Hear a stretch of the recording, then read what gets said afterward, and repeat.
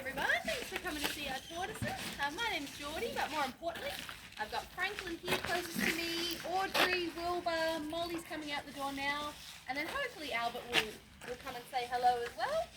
We definitely find at this time of year their appetite does start to decrease a little bit. They're not quite as food motivated as they are over the warmer months, but they do love cactus. Which I've got for them today, a little bit of some cactus pads. I've also got a little bit more grass in this bag from yesterday, a bit of leftover. And they definitely know the sound of the tapping on the bucket. It does usually mean cactus or their other favourite food, which is their leafy greens and vegetable feed they get about twice a week. So we have 5 adult tortoises in total. And as you can see, a couple of them look a little bit different. The males and the females are pretty different. So the males, Franklin here you can see closest to me, is quite large. Wilbur over there, the males are much larger than the girls. The girls are the 2 smaller, bluer ones. Also the shell is quite different, so you can see the males have that kind of browny, pointy kind of shell, whereas the female shell is a lot smoother and is more of that blue colour. They also have a different tail, which is a little bit hard to see. I'll just quickly see if Albert is here. Maybe not for you.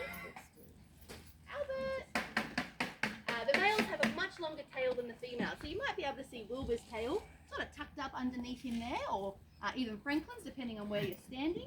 The male tail is quite obvious, whereas the female tail, they just have a tiny little nub for their tail. So males and females are very, very different, very easy to tell apart. Now a lot of people look at Audrey and Molly, the 2 girls, and assume that they must be younger than the boys, which is not the case. The size difference is a male-female thing. So most of our adult tortoises are in their early 50s, except for Audrey. So that blue female there with a bit of tape rubbing off her shell. She's actually going to be 100 years old this year. So she's a very special animal. So sounds very impressive, and it certainly is. But they actually estimate that Galapagos tortoises can live for maybe 200 years. Which is pretty incredible, I think. So that tape on Audrey's shell, that is just as you just saw.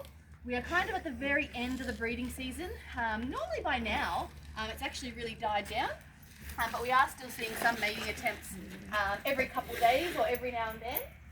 Here comes Albert as well. And the males have just, during breeding, have just rubbed a little wound on both sides of her shell.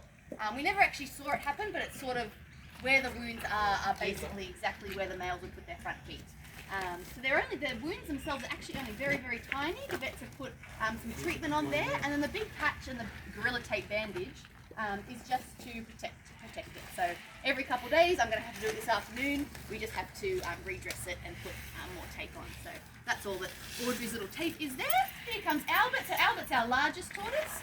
He weighs about 300 kilos, which is pretty much the biggest that Galapagos tortoises get. They don't really get much bigger than Albert.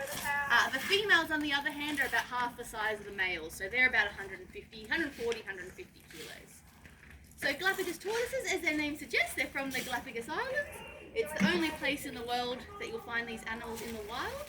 The Galápagos Islands are a beautiful archipelago of islands about 500 kilometres off Ecuador in South America. And as I said, only place in the world, and Galapagos tortoises are the largest of the land tortoises. So Albert, at 300 kilos, is pretty much the largest tortoise you'll ever see. He's pretty impressive, and that's pretty much as big as they come.